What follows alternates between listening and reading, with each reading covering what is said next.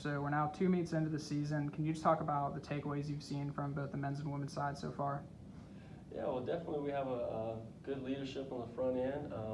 We've been led by some young kids on the women's side, and we do have our veterans on the men's side, but it's a clear understanding of who's going to be our top runners, who's going to be the ones that's going to lead us to the conference championship later this year. But so far, we had some bumps in the road. Some kids are figuring some things out. A lot of these kids they're new to college running. Like I said, it's a pretty young squad on both sides. But I think as the season's progressing, they're kind of hitting their stride, and we're figuring out what's the best way to approach race day, and what's the best approach to getting the best performance out of themselves. So I think we're only going to see better performances as the rest of the year unfolds.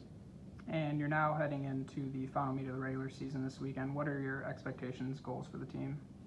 Well, as we mentioned before, the next 2 meets are going to be at the same venue. UAB's hosting their Blazer Classic coming up, and then that's going to be the host site for conference. So we just want to get a good idea of how the courses run, where can we pick our spots to kind of perform at our best. I've been kind of advising the kids early on to run aggressively, push hard from the beginning. I just want to put them in an adverse situation where they're going to have to find something within themselves to push and get the best out of themselves. And yeah, it might set them up to hurt really bad towards the middle of the race, but I think now we're going to kind of shift focus a little bit, start fine-tuning how we're going to perform well from the beginning to set us up to have really strong finishes. So I would expect to see a slightly different approach. Instead of being the hunted, we're going to look to be the hunters for these next 2 races. And you talked about it a little bit there, but how big of an advantage is it to be able to, in the Conference USA Championships, be on a course that you've already ran in the season?